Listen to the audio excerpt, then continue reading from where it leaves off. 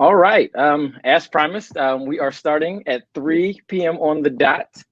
I'm James Marable. I'm the moderator for today's session on HR and marketing. I am the employer brand leader at Eli Lilly and Company Pharmaceuticals.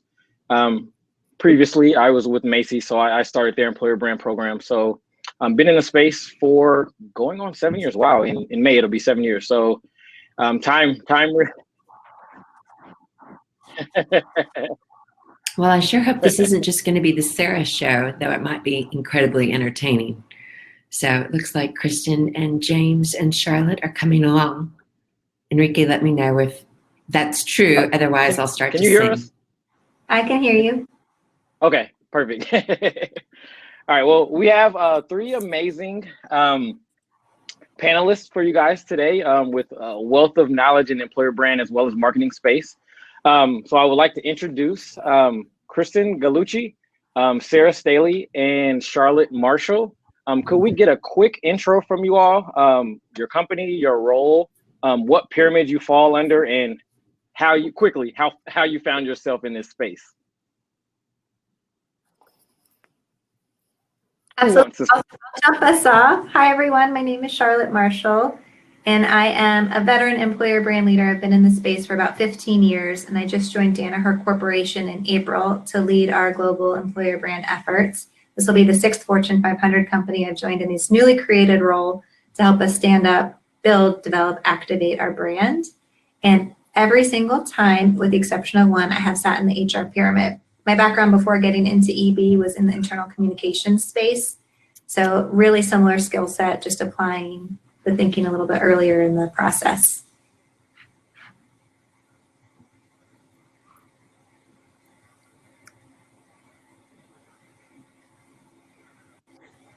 Kristin, you want to go next?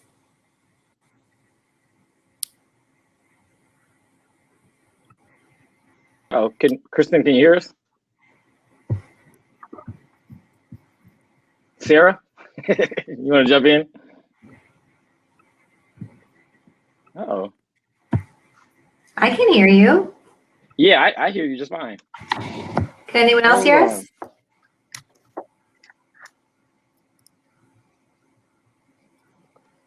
Okay, the chat, Madison says she can hear us. But we don't have Kristin or Sarah.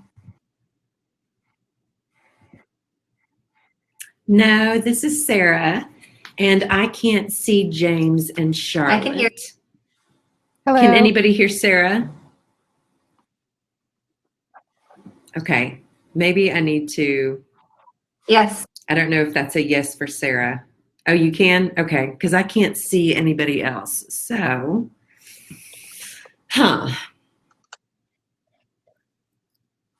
well, it looks like Katie and Natalie and Lizzie and Nicole can hear me. Okay. I can't see you, James. All right, maybe let me try this again. Okay. I'm gonna come out and come back in. So y'all. All right. Charlotte, I can't see y'all. So let me try this again. It'll defeat us, but we won't let it. We'll keep this party going. Kristin, can you hear us? Yes. Oh, perfect. Absolutely. So can you do a quick intro of your company, your role, what pyramid you fall under, and how you found yourself in this space? Sure. So right now I'm the director of marketing at Signarama, which is the largest sign and graphics franchise in the world.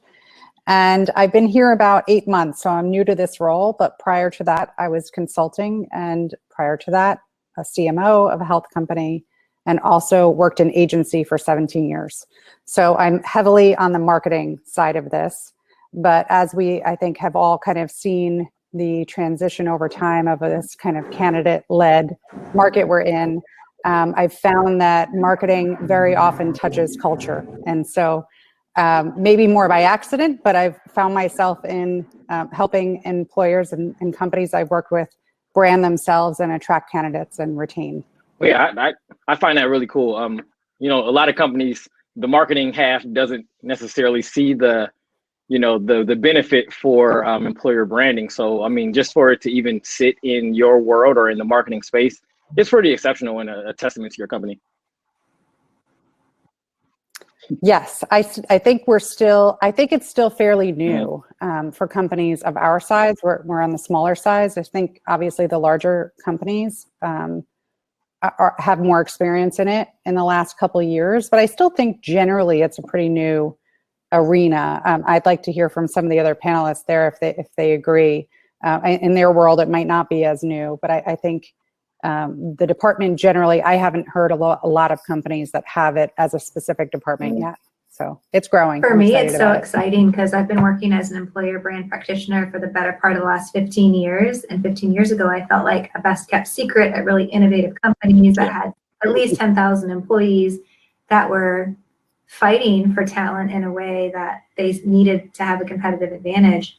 The most exciting thing for me in the last 5 years is that it's no longer a best kept secret. The investment is at small startups. It doesn't matter if you have 10 employees or if you have 70,000 like the company I work for. We are all embracing more transparency in our communications, and we're seeing that some of the traditional marketing practices that we used to lean on, even myself, 5 brands ago, are no longer effective at getting us the end results that we need. So we're starting to see this new hybrid, and it really is a hybrid of the best thinking in marketing, the best thinking in employer brand coming together to create this new function. But you can't study it in school, you can't learn it in any other way than on the job. I find the community surrounding employer brand to be one of the most open, sharing communities, and we all really push the industry forward together by, James and I have been chatting for years about, hey, what are you doing that's working? Or, what tech did you use? Or, and we just help each other so much so. And I'm so excited that Brian Adams, I just wrote a new book on employer brand in an effort to help continue the conversation and show a new way of working in the employer brand space as well. Yeah, Sarah, Sarah, you made it through. So can you see us now? I'm here. Yay! I can, thank you. So Sarah, can we get a quick intro, your company, your role, what pyramid you fall under, and how you found yourself in this space? Oh yeah. So hey everybody, I'm Sarah Staley. Thank you for your patience. I am head of employer brand and also culture here at Realtor.com. We have 7 different offices across North America, from the east to west coast, including Vancouver. I come at this role having led all integrated marketing and communications and PR over my 20-year history. And in the past, probably last 10 years, really found myself focusing more and more on the employee experience and internal communications and leading that. And so I found myself in this spot of really loving the employee experience, the synergies between internal as well as external employee possibility. And as I was focusing for the past 3 years on internal communications, really saw that while we were doing a bang-up job communicating internally about our value, we're not effectively telling that story as an employer of choice. So have wonderfully with our CMO and Chief People Officer, and so we carved out a role. I see marketing and the HR function. So glad to be here. Definitely happy to have you, and looking forward to pushing this conversation forward. Like we mentioned, I think that employer branding, or anyone could notice that this space is definitely still in its infancy. Like I mentioned in the beginning, like I've been in it for 7 years. Charlotte's been in for 15. So you're definitely the OG of in this space. you and Brian for sure. But I do think that there are so many opportunities to make marketing, a central point in the overall TA experience. So yeah, let's share some thoughts on that. Just Kristin, for example, how integral do you think it is in your organization to add marketing to this process? Well, of course, I think it's integral. I think that marketing has always kind of touched on culture in so many ways, but maybe not looked at necessarily as the point of contact for that. In my experience, I've done a lot of perception studies along the way for clients when I was consulting, and inevitably so much would come out of that I'd end up working on culture. And even just through development of vision, mission, values, which often will fall under marketing, but I think we don't necessarily dig deep on the culture part of it. It often might be seen as more for show, more for the marketing side of it. But through that research, it would kind of bring to light some challenges that might be happening culturally. And then working backwards from that, it often would start with HR. And so we might work on, challenges that were happening that you might need to work through with teams developmentally. But again, that starts really with the talent, is finding the talent that fits the culture. And so in that process, I think, at that time, 20 years ago, 15 years ago, when we were working on it, I don't know that we could see that. But through the advances of kind of, digital and now access to companies and access online through social media, it's been kind of this inevitable shift that we've seen over time that we have to pay attention to it. People want to understand the inner workings of a company before they work there. And on the flip side, it's really important for a company to share their culture to find the best fit for that long-term happiness and retention. So I think it may not have been seen as a natural fit in marketing, but very often through our research, we reveal those challenges. Certainly. You guys have anything else to add? I think it's really interesting because I think 2020 is going to be the year of employer brand, and it's going to be on more and more radars.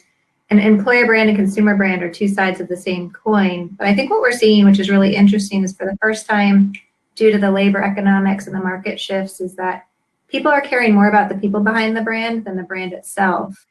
And if your beans aren't ethically sourced, if your employees aren't treated well in the factory, we're not going to wear your shoes, we're not going to drink your coffee, we also won't work for you. And we're also demanding more that our employers stand for something and that are held accountable to what they say they're going to believe in.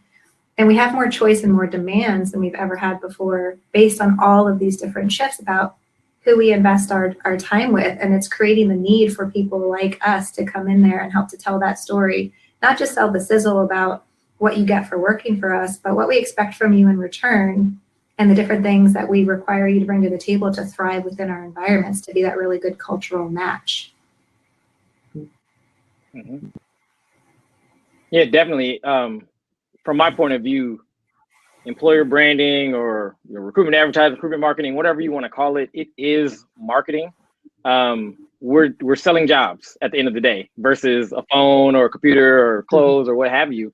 And yeah, we're in a space now where people have choice.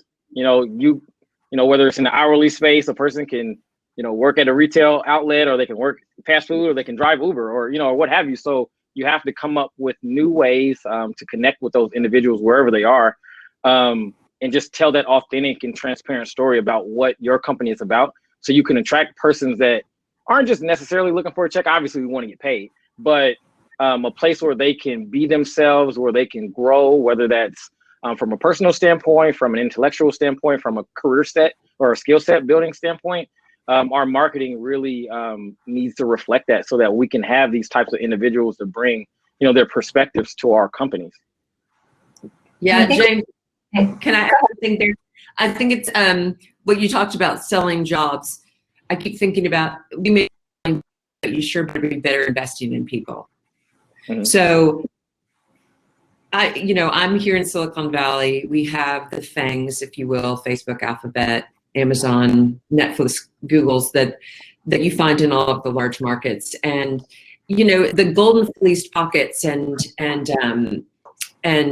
gem Fs are not what it takes anymore. It's really about, and we see that, and that's why I think it's so imperative wherever you sit in the organization, and the whole point of this conference is really about, sort of hacking HR, because it's got to get human. I mean, this is about, people who have choices. This is about really wanting to see yourself in a place where you can be met and valued and your work will be appreciated. And so, you know, while everybody's on a different part of their journey, it's really mission critical in the work that we do to make sure that the story that we're telling really is built on a foundation of truth and authenticity, because otherwise it's really for naught. Employees can see right through it, potential employees can see right through it, and your internal experience as well as your external experience to employees as well as your customer experience, it all has to be fused. Yes. It's interesting because there is a cost of declined candidates. And I think we're seeing this evolution of some of the stuff James talked about, which I view as employer branding 1.0 to this futuristic version where now we're learning from having done it for a couple of years. And we're seeing that's, if you're successful at seeing employer brand as talent attraction, inevitably you end up overwhelming your funnels with tons of applicants. And we're now all turning to AI products like Eightfold and trying to arm our recruiters with tech to help them sort through and find the most qualified applicants. And I've seen this in several of the brands that I helped launch earlier in my career, that we sold the sizzle about why they were a great place to work. And guess what? It worked. And my recruiters were drowning. 70% of the apps went unviewed in the ATS. So as I approached my last role, I partnered with a really strong creative partner. I said, how might we change this? And they taught me this notion of the mutual value exchange. And it's really smart because I think we all took a steer from marketing when we started to launch our employer brands over the last couple of years. And that was really one of, what are our products, benefits, and strengths? And let's list those and let's sell our jobs. But unlike selling a product where you'll sell it to everyone who has the money to buy it, we're actually rejecting 99% of the people who apply. And there's a cost that comes with a declined candidate. There's very few of us that raise our hands and say that our candidate experience and the way that we disposition is to the best of our ability. So there's a benefit to reducing some of that noise and some of that volume and helping people make more informed decisions earlier on before they hit apply. And I think that's really the value of bringing these disciplines together and starting to use a mutual value proposition, not just what we're great at and what we offer, but also what we expect in return. Then you can decide if that hill is too high for you or sufficiently high. Well said. We've got a question out here from Stephanie, who wants to kind of have a conversation around impact marketing. Do any of you have a take on that?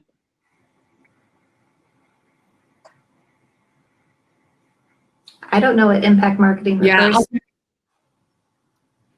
I can just jump in there and then, so Stephanie, I don't know if we're going to hit on your topic correctly. So basically it says, talk about impact marketing trends like one-on-one communication and personalization could apply to HR, TA, and even management structures. Look, I don't know if I'm going to hit your question on the head, but I think that for me, empathy is number one as it relates to employer branding, employee experience, and customer experience. And so I think that it's mission critical that you truly understand your target audience, and really your target audience is people. And so I think how we bring forward a brand at top of funnel and then further that into the one-on-one communications really does need to be one on the same. And so and that's actually where the synergy is so important between HR and marketing, in that you can tell this wonderful story, but you better make sure that it's true, because as people then come in to how am I being approached as a potential candidate, how am I being interviewed, is how am I being recruited and onboarded, new hire orientation, and even sort of treated as an alumni, that human thread, that red thread of communication really must remain constant. And so the values that drive your company all need to be present in your communication all the way through to the lifespan of an employee. So I hope that answers your question a bit. Just to try to make sure that we've hit on that. The thread is, yes, you have to know your people, you have to connect with them one-on-one, and you also have to understand who they are and where you're going to meet them. And I think that that's critical, whether it's brand or exit interviews.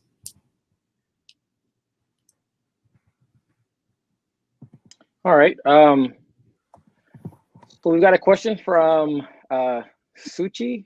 around, I guess, marketing and embracing individuals from, where are we? Sorry, I lost it. Multi geographies, immigrating places. So I guess immigration marketing. Honestly, in my experience, I haven't necessarily gone or had to deal with that. Like with Macy's, we were, we just focused on the United States for those, for those roles. But do any of you have those types of experiences?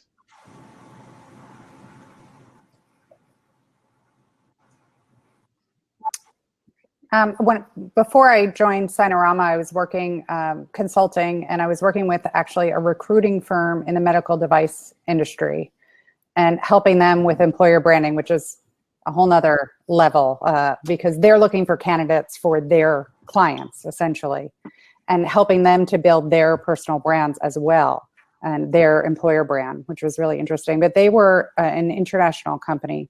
And so they were trying to work with their clients to really position those clients as international companies, where many of them were US based, but needed to understand, cultures, different cultures. And so we used video to do a lot of that work and testimonials. We did a lot of walkthrough videos, for example, of the organizations. So they were working with some really big medical device companies, but many of them startups.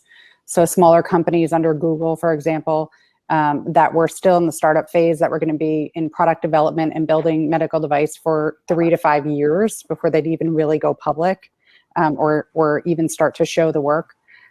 So really intricate work that needed to be shown, I think, through video. And so that's some of the work that we were doing to share with people outside of the country how what the culture was like within the organization, that it may be different than they might expect, especially being in just a different country. So that's a little bit of the work I did there. I'm not sure that answers it specifically.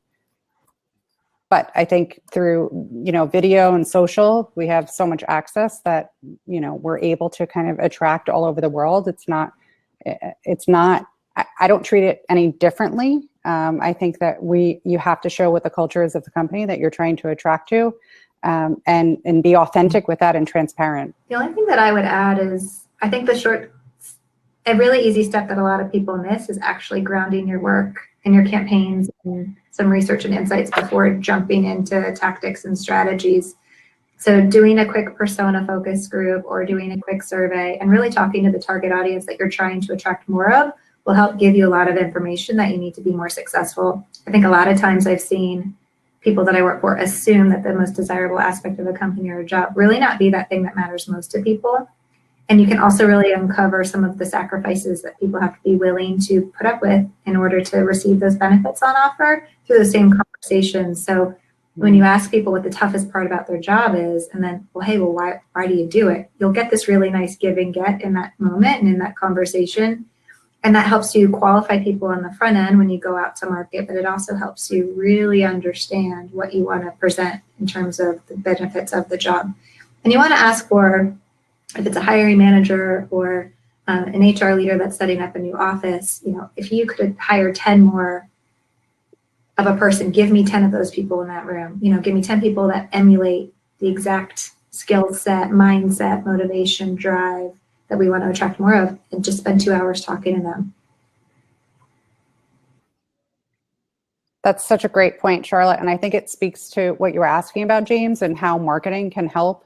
So if you don't have an employer brand, someone who's in charge of that specifically, and HR is really trying to manage attraction, that's where marketing can help. Buyer personas is something that we typically do. So to do a candidate persona, it would be the same process. Yes. In that. That's one area all along the customer journey.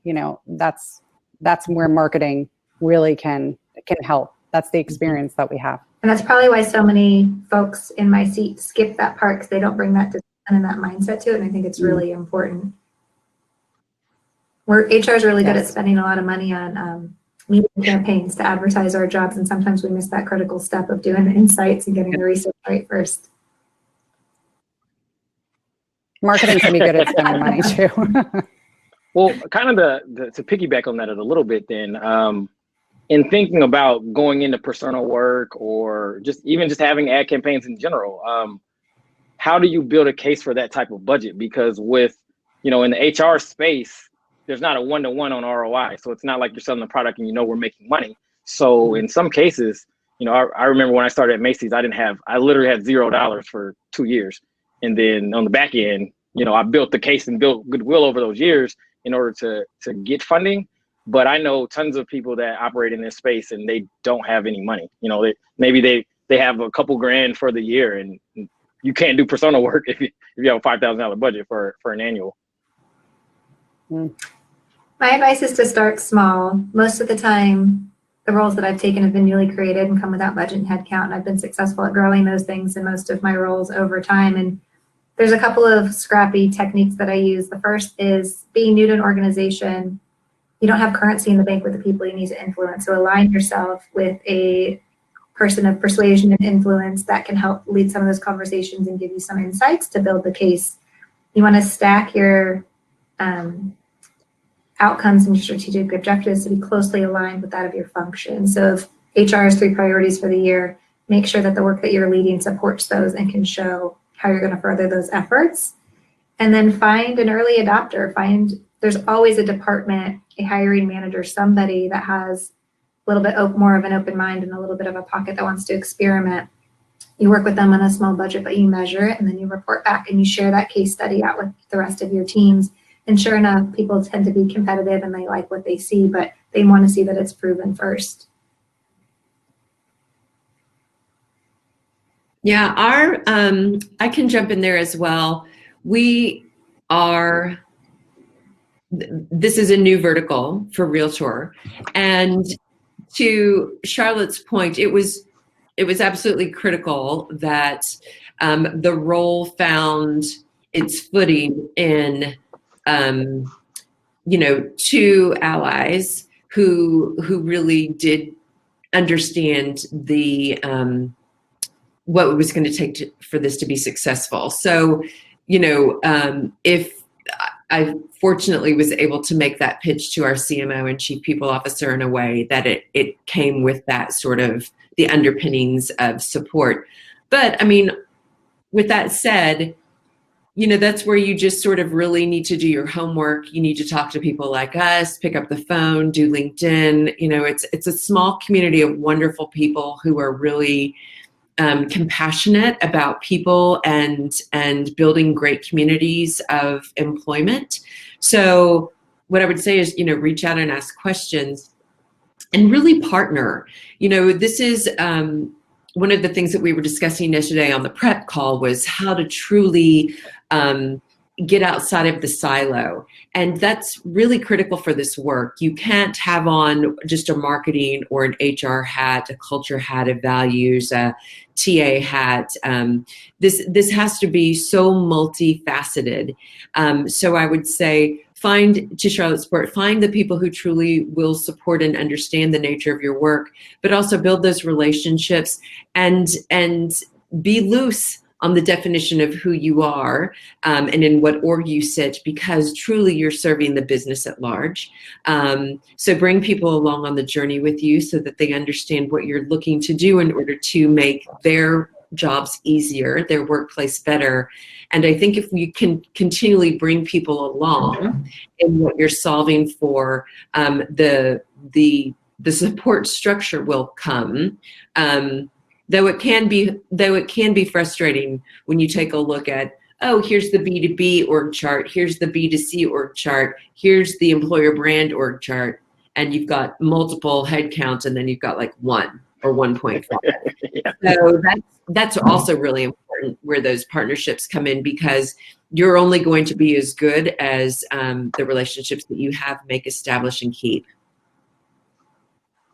It reminds me of a presentation I saw. Jennifer DiLorenzo, she leads employer brand at Salesforce. And if anybody wants a case study on how to grow a function, she's probably that shiny example. And Salesforce went from being this unknown entity to winning the best place to work. And she also has an internal communication background. But one of the tips that she shared, I forget which conference it was, but she said when she was early on, she looked at her LinkedIn talent flow report, where Salesforce was losing talent to.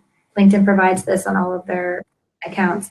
And then she looked at where they were scoring on what cultural indexes and how that they were scoring higher in a lot of things than Salesforce was at the time. And she used that to get the investment she needed to really amp up some of their culture work. And sure enough, she saw that shift over time. But there are some free analytics like that I think are a really good place to start. All right, we've got another question from Liz. So if the marketing is working, how do you kind of cut some of the noise, through the funnel? What I've seen be really effective. So when I joined Magellan Health, oh gosh, that was probably 2 or 3 years ago, we launched an employer brand in 100 days that cost $100,000, and we led with this mutual value proposition. That was in stark composition to the work before that took 18 months to produce over $1 million. And the work at Magellan was so much more successful because we saw a 60% increase in qualified candidates coming in the first 4 months. And we did that by leading with this mutual value exchange. So rather than a one-way proposition that broadcasted our strengths, which were true strengths, but it was probably the positive end of the truth on our very best day, we balanced it with what some of those things that you'd have to be willing to face on any given day. We did that in our career site copy. We did that in our job descriptions. We did that in our video work. And we did that in our recruitment and hiring manager education and training. And throughout a real influx of stories that supported those value propositions where people talked about some of the adversity that they had to face, only to talk about what they achieved on the other end. It was really successful. And to my point about the insights and the research, when I joined that organization, it's a managed healthcare company, and it was really surprising. What came out in my research was that the number one reason people almost didn't join the company had nothing to do with the company itself. It was the perception of the industry as a whole. Armed with that and knowing that the reality of the work experience wasn't anything like people thought it was, leaving a patient care setting going into managed care, we knew that the work had to have empathy. It had to show trust and compassion and this deep listening, to show the empowerment of really listening to their customers and impacting the healthcare system for the better. And throughout all of those things together, we were able to confront that challenge head on with the brand positioning that we came up with and the stories that supported it. And we did a lot of employee storytelling on the blog that really helped support and show what that experience was like.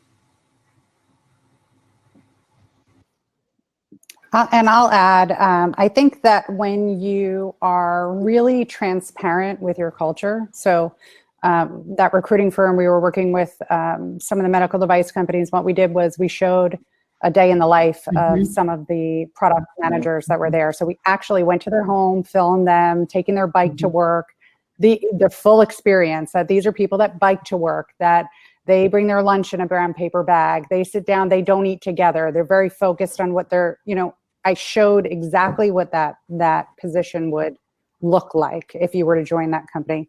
And then we were able to still filter down and ask really specific questions and make the applicant work a little harder, because we felt like we were so transparent with what the culture was that they would be willing to work a little harder on, and applying, because we knew they needed to be the right fit. So they have to have certain qualifiers. And I think more qualifiers than would be typical. And another great company example of that is Zapier.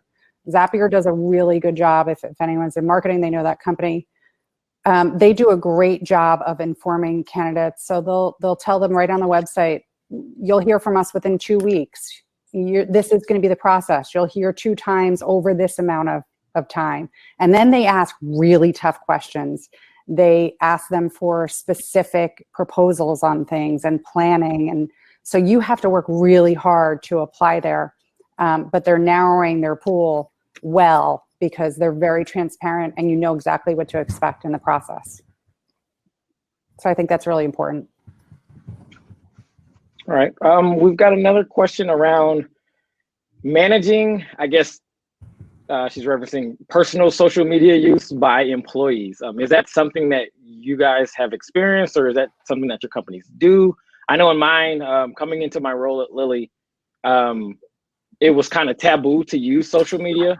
But within my first month or two, I went on a ton of road shows and just kind of made it okay for people to just feel comfortable to be themselves on social, because I mean, you got to be who you are. Now, if you have a bunch of people saying that your company sucks, then you have an internal problem because your company probably sucks. So it's not it's not so much of what they're saying, it's just what it is. So do you have any points to add to that? Yeah, I'll jump in there. I actually started out leading marketing in healthcare, and this was very taboo to use social media or personal media accounts, especially in the days of HIPAA and privacy and patient. And of course, that's critical that we protect our people. But at the same time, I think it's really key and paramount that we push through that and well past that, because your employees are the most genuine voice that will pull people into your company. So, you know, we all invest in these channels, the LinkedIn, Glassdoor, Comparably, Stack Overflow, Fairy, Godboss, whatever. Go to the shows, have the conversations. But the fact of the matter is there is no more powerful voice than your employees. And doing that in an unvarnished, authentic way is the best possible. So right now we're actually working on activating our employees, getting them to follow our Instagram channels. Twitter is not necessarily how our people are talking, though we still have a presence there. And just, you know, tagging us, adding us in their stories, because I actually think that that's one of the most genuine ways, rather than going through a third-party site, that people can really sort of see what life in the day is like in any of our offices and in our diversity of role. So I'm a big fan. I know it doesn't come with sort of that legal compliant lens, but I think it's one of the most authentic ways that we actually can do employer branding in a way that'll bring people forward. And if it doesn't shine well on us, well, then shame on us as a company for actually not, you know, being our best selves in the office, so that that story can be truthful. It takes some, you know, the nature of this work takes some resolve. Let me just be really clear. I know that this is marketing, but this is really so much more than that. This is culture, values, mission, purpose-driven statement. This is your executive leadership team. This is how you treat your new sales force, you know, your new nurses, your faculty staff, and you have to treat people authentically. You have to treat them well, and you have to know that if you don't, that their voice is going to come forward, and hence why we all have our roles. Job security. It is. Yeah. It's very not always. Yeah. Yeah. I always tell people too that I think, you know, marketing may not be involved proactively, but if you have an unhappy candidate or someone that's left the company who's unhappy, they take to social media. Guess what? It becomes a marketing challenge now. So 100%.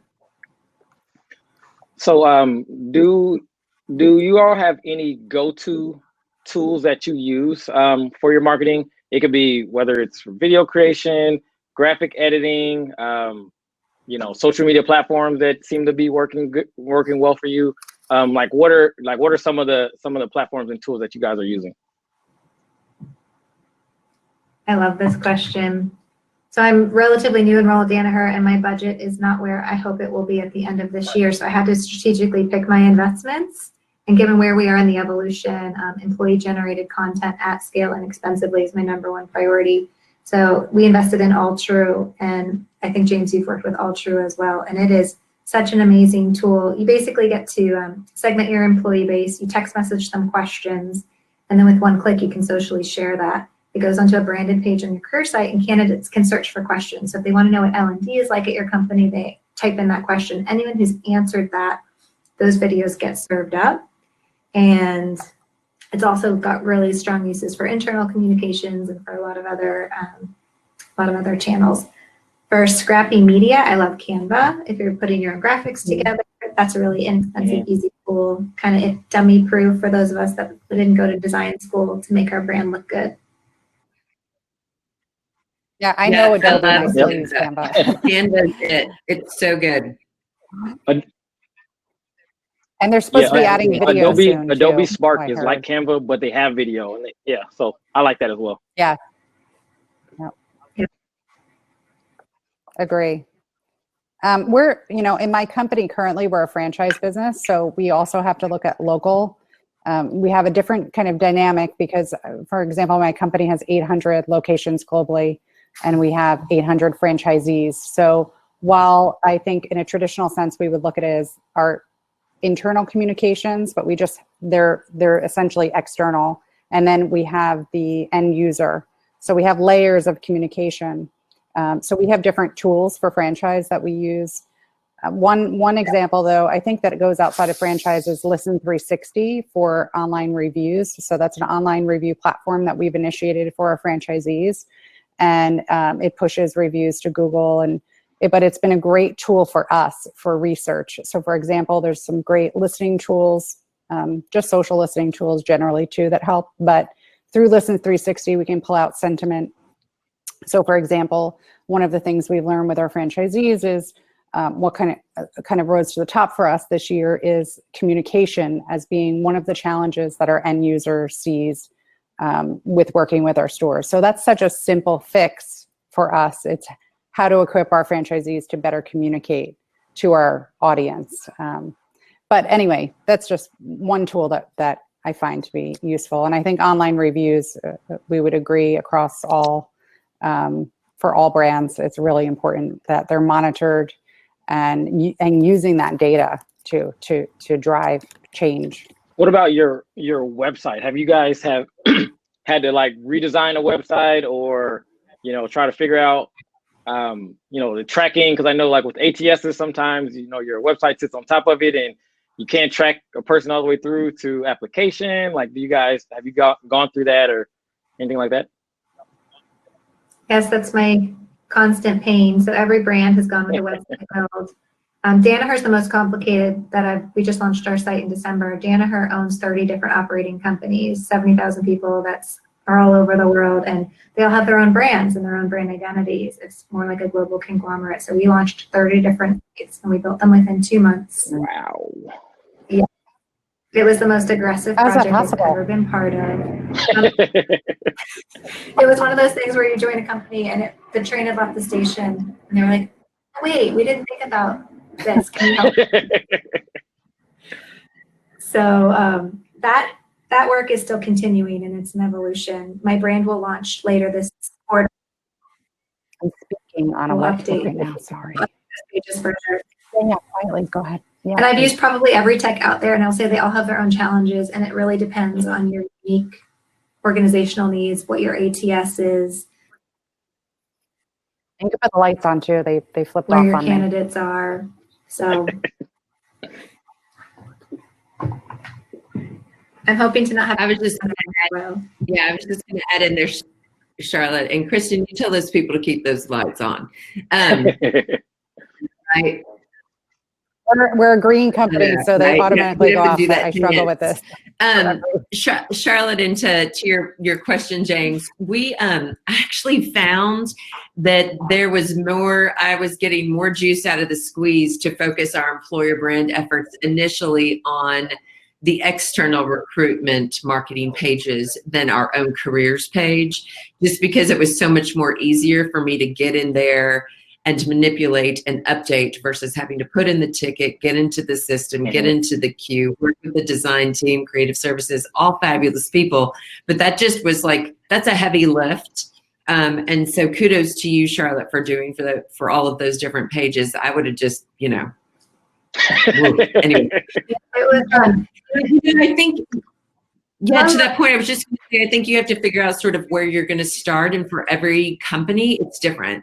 Just depending on what you need to accomplish and achieve, and also based on sort of how you're pulling people in, and what insights you do have, but also, just what's your capacity and how can you tackle some of that workload, because it's never ending.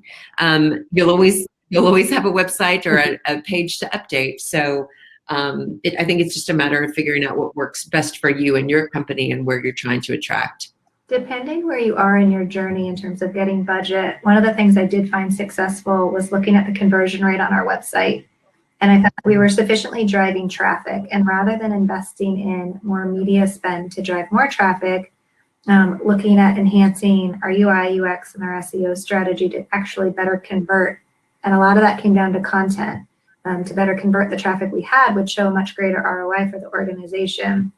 And when I joined Magellan, we had 2% conversion on that site. And I think the industry average is a dismal 10%, which is still incredibly low. And you can get it up to 40, 50% using just best practice career site design. So we partnered, we used PH Creative's website for that site if you ever want to go see the Magellan Health Career site.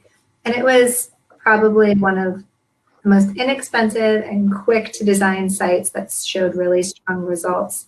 I also think we're going to see more brands focusing on SEO in the coming years, which is really exciting because most of us don't think about it. And it's such a more cost-effective way of gaining the traffic that we're seeking rather than going to that traditional media spend. Yep. Absolutely. It's incredibly impressive that you did it in 2 months, Charlotte. I still That's can't amazing. get over that. But, what I found it is my experience in consulting is that a lot of companies end up finding workarounds because they can't change the website and can't work with the tools that they have, which is really sad, but that was really common reality. And often I would be brought in to help them build the brand and attract. And so what we would do is help the employees to build their personal brands. So that as kind of a strategy, a workaround strategy, when you can't touch the websites and you can't do anything with the master brand, I'll call it, then we would work with employees on building their personal brands and helping them and encouraging them to share the positive stories of the company and build that way. And LinkedIn is a great tool for doing that. And, you know, as a LinkedIn top voice, I have to mention LinkedIn. Yeah, I see Liz just dropped the Glassdoor bomb.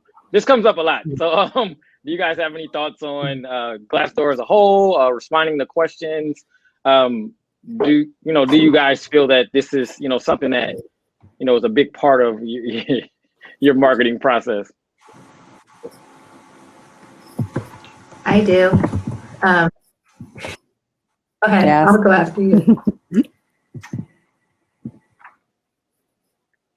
No, go ahead. Take it. So the stats are really clear on this. Legal, especially in highly regulated companies like James has the pleasure of being in now, don't want you responding to reviews. But the Glassdoor statistics say that 67% of candidates say that they have an improved perception of a company from the mere act of responding to reviews. And that review can be as simple as, thank you for leaving us feedback. I will share it with our team. You don't have to get into a tug of war. You don't have to respond to negatively charged reviews, but simply showing that you're transparent and that you're engaging in conversation and that you value feedback is a huge brand booster. There's the other thing is, I always say your employee website is like what you're like to work on your best day, and Glassdoor is what you're like to work on your worst day. And there's a reason that site was purchased for $3 billion. And I think it's because candidates don't believe that they can find the truth from us. And there's more trust in peer-to-peer feedback and reviews than there are in corporate talk. So we need to do a better job of infusing the two together. But because of that, Glassdoor is obviously top of mind for disgruntled employees, either on their way out or who are unhappy. So I found a lot of success in just reminding employees that it is a place that's very valuable to the career site, to our career life cycle, and just asking for reviews on a regular basis. Because it balances. You don't just get the people who are automatically going there when they're disgruntled, you get a more balanced perspective. The other super sneaky trick is every time a hiring manager comes to you, your recruiters during your intake, your job is to ask them to go and tap 3 people on their team to leave a current review about what it's like on that team.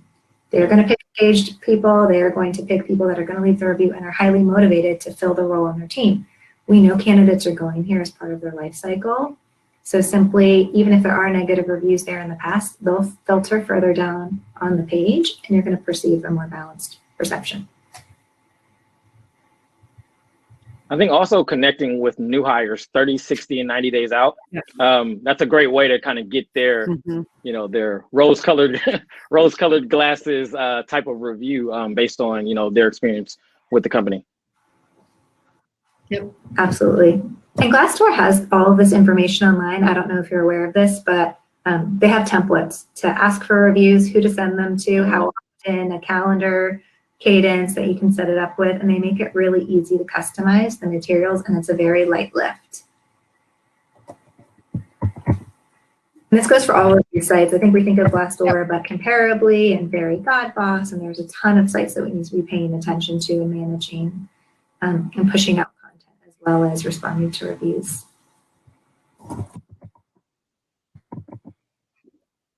Yeah, and it's another area I think where marketing and HR really come together, because it doesn't just live on Glassdoor, and it doesn't live on, it lives across the internet on all social channels. We really just have to be listening and responding. I mean, it's to me, at times it just seems like such a simple thing just to show you care, just a simple response. But what's not simple sometimes is figuring out who's going to respond, right? There's so many things that should just be core golden rule human truths, and then there's the realities of how we all get our jobs done. And I think what's probably the question here as it relates to Liz and the other people here is like, how do you just get it all done, right? A lot of times it's like, all right, which sites am I going to invest in? Which site am I going to update today? How am I going to get that done with my lean team? Who actually is going to write this post or this review? Who's going to vet it? Does it have to be blessed? And it's not easy, right? I mean, the fact is that it will get easier, but it's not easy. And so, it's just really important to have the partnerships with HR, marketing, corporate communications, legal at times, have an agreement on who's going to respond to these, what the appropriate timing is going to be. But also at the same time, there's got to be some grace. There has to be some grace that you also give yourself to this, because every site's different, and all of these different comments that come in also come from a very different place. Their experience, perhaps on Glassdoor, they were a part of a reduction in force, perhaps interviewed the company. We're going to hear more and more from people who had a poor experience with the brand, perhaps, than the most positive. And so to Charlotte's point, it is important that we do that asking of our people in a way that can inform our reputation most brightly. But, yet again, that's an extra step, and that's a pull. And so to anybody who's new in this and who's trying to figure out, where you're going to be most strategic in your day, just know that we're all on this journey with you, and we're all trying to figure it out as well. Because I think it's important to know. I mean, I think a lot of times people will come to an employer branding team and kind of beat up on the team because of the reviews there. And I just want to be really clear that it's not the brand that people are responding to, it's their experience with the company. And so that is much more so, though. That's much more than the brand. We can create that perception, and we can be as effective and honest as possible in that. But it's really how we treat our employees that then is the result of how those results come in. I can't tell you, one of the executive offices have pulled me in and said, "Oh my God, we have a Glassdoor problem." And I'm like, "We don't have a Glassdoor problem. We have a problem." Like the two, it can be a really good indicator and early eyes on what's going on. And one of the things that I've done in some of my roles is create a monthly or bi-monthly employer brand scorecard. And I set some peers that we're measuring ourselves against, and I show how we're performing over time and the trending reviews and all that. And that's a conversation where employer brand can really help HR and provide them with some tools and insights to further their work. It's not necessarily an employer brand thing, but you do have data at our disposals that can really help our companies be more proactive about things that are happening. And if you're in a really heavily regulated company, one of the things that I've done is actually do a response matrix. So I look at the major trends of reviews coming in, and I'll write responses if it's a positive, negative, or neutral comment, and I get that blessed by legal in advance. So you'll write a spreadsheet, you'll have a whole, maybe 100 different responses at the end of the day, depending on the complexity of your brand. But after that's approved, you can just use them and respond to stuff. And I think this is to answer Liz's question. You're really struggling with that legal and executive buy-in. That can give you a degree of comfort that your brand might need to enable you to proceed.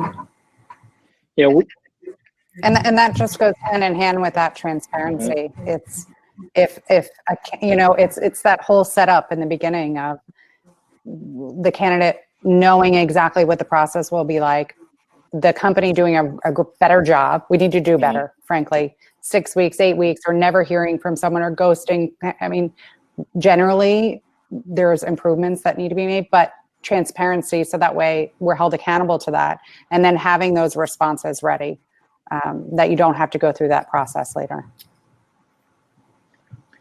Yeah, definitely. I think partnering, the big part of, aside from Glassdoor, but just in general, if you're not connecting with your boss's boss and have their support and buy-in, like, you can't make any changes. So no matter what the reviews are on Glassdoor, if you're getting negative reviews and you want to respond, yes, it is great to, to have a kind word and to let them know that, this isn't the experience that we want for our employees and whatnot.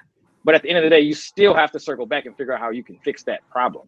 So if you don't have the ear of a person that is actually a change maker, within your organization, it's going to be hard. So, no amount of words can change what's really going on with your company. So you want to make sure that, again, like how Sarah mentioned, you're not just an HR, TA, marketer, you're all of these different things, associate relations or whatever. Like, you have to put all of those hats on, make all of the connections in the relationships within your organization so that you can make a real change, so that the marketing is real. And it's not that we're just, we're selling jobs, like I mentioned before. There's more to it, but you're not just selling jobs, but you're actually, giving off an authentic experience. That reminds me, not all negative reviews are bad. Sometimes you can use them to your advantage. I remember one organization I'm part of was significantly up-leveling and upskilling a department. So there was a big riff, and then there was a lot of hiring going on. So obviously a lot of swirl and frenzy was happening on Glassdoor, but it actually helped us recruit the talent that we wanted, because we were showing we are driving the change and we need a different level to move forward. So we had the leaders respond to the change strategy and why we were going through it. And we created, Glassdoor can give you multiple tabs. We used a page to talk about the transformation of this particular department. And it really did help to validate some of the work. And I think a lot of people would have been really scared by that degree of swirl. And it's one that sometimes you can help your brands be brave enough to lean into it, and you'd be surprised what happens. People don't expect for times to never get hard. I think they crave more information about what it's like when it will, what it does, and what that feels like, and the support that you offer. So it's always an opportunity to show those things. All right. Well, we have 3 minutes left. This hour went really fast. Do we have any closing words from the three of you? Charlotte, you might want to take the floor real quickly and see if you couldn't rattle off some of the metrics in the branding scorecard, or put them in here in the thread for people to know what's in that brand scorecard that you put in your bi-monthly review. So for the brand scorecard, I look at the overall review. So there's a star rating for your company. There's a level of confidence in your CEO. And then there's you can get into like your company performance on some key metrics like work-life flexibility or innovation. And I would just compare those metrics that were most important in my organization across a couple of peers. Now, the more complex your brand is, the harder and more in-depth that scorecard needs to be. But Liz, if you want to send me a note on LinkedIn, I'll just send you one of mine, and you can take a look and we can chat about it.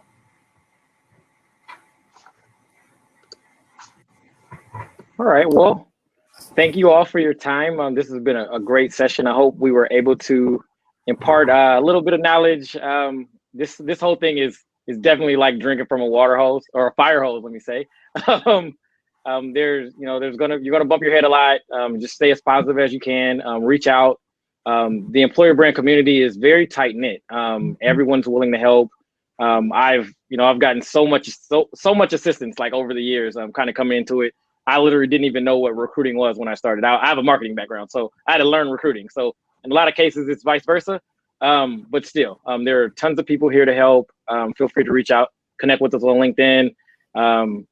Talent Brand Alliance, Social Recruiting Strategies Conference. There's tons of places where you can connect with persons such as us. And if you do find yourself bogged down in the politics that can sometimes come with our roles, where there's friction between the different departments, don't feel like you're alone and you're on an island. I think I've encountered that almost every role I've been in, and every practitioner I've spoken to shares the same sentiment. And it's almost like this sigh of relief, because oftentimes you're an army of one in your company and you just feel like you don't know how to navigate it. Everyone has been there, and there are some things that you can do to help navigate it. But just know that you're not alone. And we're all going to get through this together by continuing to push each other to bring our best selves to work. Yeah, it's in the organization's best interest, the entire organization. I think that really needs to be stressed. Employee retention and satisfaction, just overall happiness. Everyone wants to come to a happy place to work, and be happy in their life. So. Thank you all. I learned a lot today. Definitely. Yeah. Thank you. It was great. It was great chatting.